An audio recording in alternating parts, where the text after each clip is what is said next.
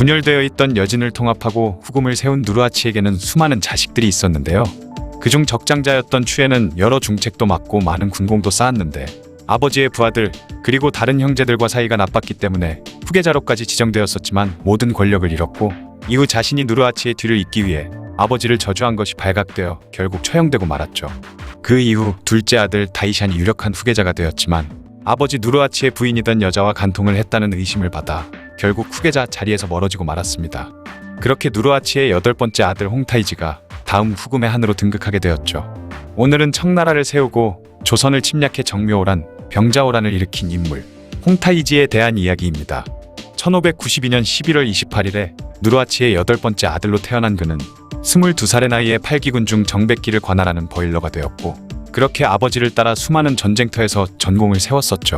심지어 사르후 전투에서 홍타이지는 혁혁한 공을 세워 누르하치는 그를 두고 내 아들 홍타이지는 사람들이 의지하기를 마치 눈과 같은 존재다 라고 찬양했을 정도였습니다. 그리고 이후 그는 누르하치 바로 다음인 4대 버일러 자리를 얻게 되었죠.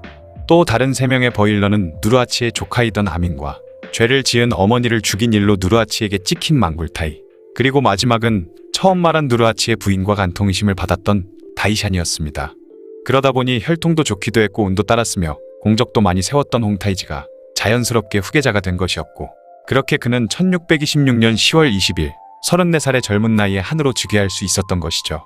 홍타이지는 다른 4대 버일러인 다이샨, 아민, 망굴타이를 형으로서 대우하며 한인 자신보다 아래에 앉도록 하지 않고 항상 자신의 양옆에 나란히 앉게 했다고 합니다. 한편 누르하치가 아직 죽지 않고 후금을 다스리고 있던 시절 조선의 왕은 광해군이었는데요. 광해군은 겉으로는 명나라에 협력하는 척하고 실제로는 명과 후금 사이에서 중립외교를 펼치면서 후금과는 평화를 계속 유지하고 있었습니다. 하지만 1623년 인조 반정이 일어나 광해군이 폐위되고 말았고 이후 즉위한 인조는 명과는 친밀한 관계를 더욱 강화하고 후금을 배척하는 정책을 실시했던 것이죠. 또한 당시 명나라 장수 모문용이 평안도 철산의 가도에 주둔하고 있었는데 조선은 모문용을 적극적으로 지원하고 있었기 때문에 후금 입장에서 조선은 굉장히 마음에 들지 않는 존재였습니다. 그러다 조선에서 이괄의 난이 일어났고 이 난이 진압되면서 후금으로 도망친 한유는 조선에 대한 정보를 제공하면서 조선으로의 침공을 부추기기까지 했죠. 또한 후금의 식량난과 경제적 위기까지 더해지면서 누르하치의 뒤를 이은 홍타이지는 전쟁 수행에 필요한 물자도 구하고 명과의 연합을 사전에 견제하기 위하여 조선으로 눈길을 돌리게 되었던 것입니다.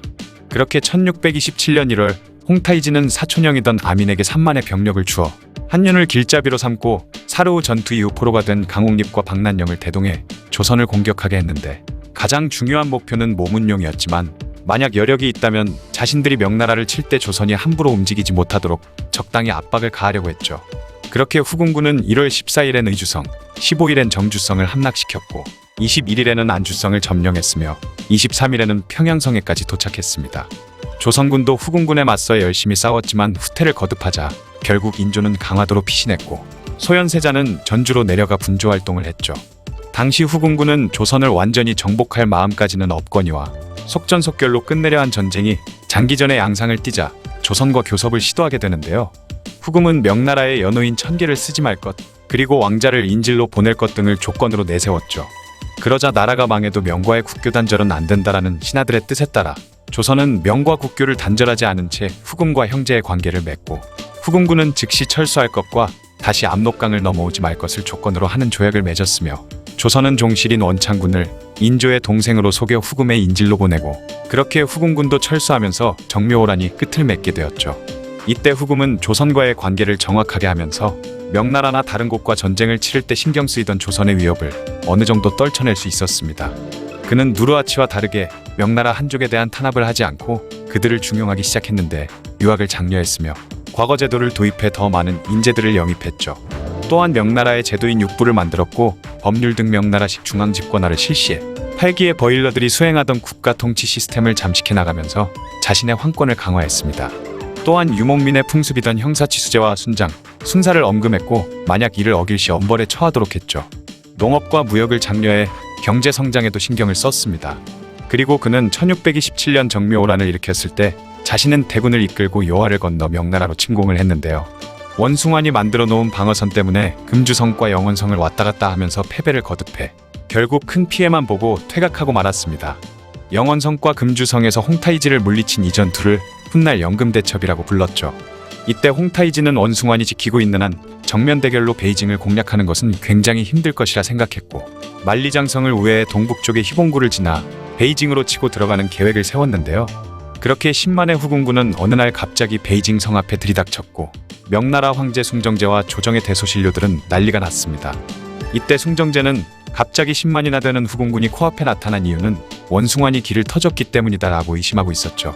이 소식을 들은 원숭환은 급히 병사들을 이끌고 베이징을 구원하러 달려와 후궁군을 물리치는 데 성공했지만 숭정제와 대신들의 의심은 사라지지 않았습니다. 그러던 중 홍타이지는 포로로 잡았던 명나라 황관 양춘과 왕성덕을 이용해야겠다고 생각했고 그들을 한 방에 넣어놓은 뒤 옆방에서는 예전에 청군에 항복한 명나라 장수 고홍중과 포승선에게 두 명이 들리게끔 큰 소리로 홍타이지와 원숭환이 내통을 하고 있다는 거짓 밀담을 나누도록 했죠. 그리고 이 밀담을 들은 두 환관을 홍타이지는 풀어줬고 그들은 곧장 숭정제에게 달려가 모든 사실을 일러바친 것이었습니다. 그러지 않아도 원숭환을 의심하고 있던 숭정제는 바로 원숭환을 불러들였고 그렇게 홍타이지를 막을 수 있는 유일한 인물이던 원숭환이 반역 혐의로 붙잡히게 되었죠. 이미 베이징 성 밖에서는 수개월간 전투가 벌어지고 있었고 원숭환의 구명운동도 벌어졌지만 숭정제는 결국 원숭환을 능지처참이라는 잔혹한 방법으로 처형하고 말았습니다. 홍타이지는 방간계를 이용해 마침내 최강의 적수인 원숭환을 제거할 수 있었던 것이죠.